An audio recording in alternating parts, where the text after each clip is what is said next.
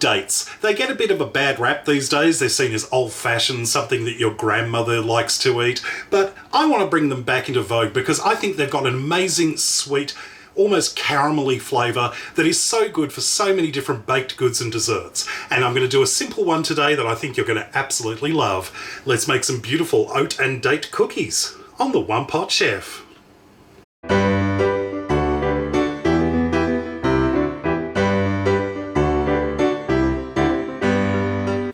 First things first, we're going to work on our dates. I'm using some dried pitted dates today, which I have just chopped up and popped into a little bowl. I'm using 100 grams, or about 3/4 of a cup of chopped pitted dates. And to that I'm adding in 1/4 teaspoon of bicarbonate of soda, or baking soda. And 3 tablespoons of hot water from a recently boiled kettle. Now the bicarb and the hot water, what they're going to do is they're going to help to soften these dates. They're going to suck up the moisture and become lovely and soft and juicy, just perfect for baking. Give that a quick stir together, and then we can just leave this aside for 10 minutes to allow the dates to soak. Next, into a large mixing bowl, I've got 150 grams of butter. I'm using unsalted butter today, and it's at room temperature, so it's nice and soft and easy to beat. To that, I'm going to add in some white sugar, 1/2 cup, and 1/2 cup of brown sugar, firmly packed. And just using an electric hand mixer, we're just going to beat the butter and the sugars together until they're nice and creamy. Next, add in 1 egg, and we're just going to beat that in till just combined. To our mixture, I'm going to add in 1 teaspoon of ground cinnamon to give a lovely pudding flavour to it. 1 cup of plain all-purpose flour. Our softened dates. And 3.5 cups of rolled oats. These are regular rolled oats, not the quick cooking kind. Just once they're in, all we need to do is just carefully mix everything together until it all starts to cohere. Once that's all mixed together, what you end up with is a sort of slightly damp, slightly sticky, crumbly mixture. That's just what we're looking for. So let's start making our cookies.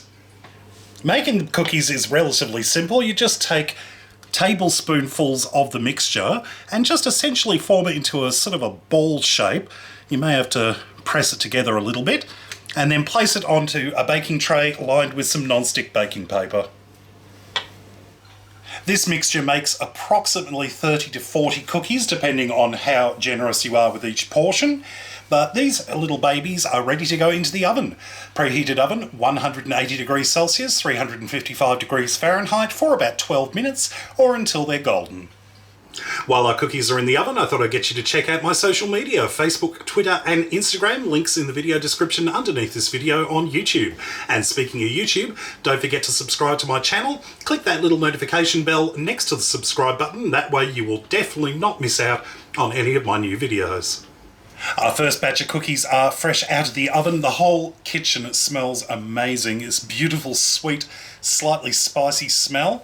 Now, what we're going to do is we're going to leave these on the tray for about 10 to 15 minutes to cool.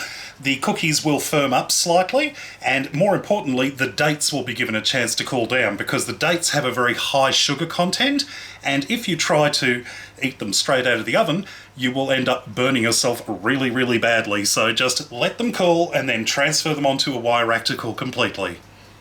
And here we have our completed oat and date cookies, looking absolutely gorgeous as they cool on the wire rack.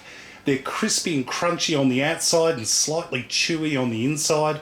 And of course those beautiful chunks of soft, moist date all through them. These are just going to be absolutely to die for.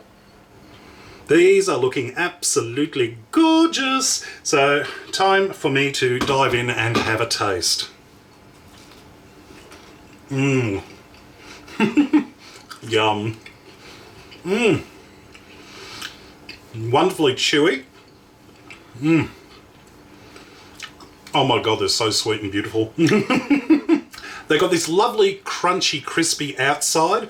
They're soft and chewy in the centre, and those little pieces of dates, they are absolutely wonderful. It's almost like little little chunks of caramel fudge all through it. They've got this lovely, slightly fruity, slightly caramelly flavour, and these are just so easy to put together. Well, I hope you enjoyed this recipe. Check out my other videos at OnePotChefShow.com, and until next time, see you later.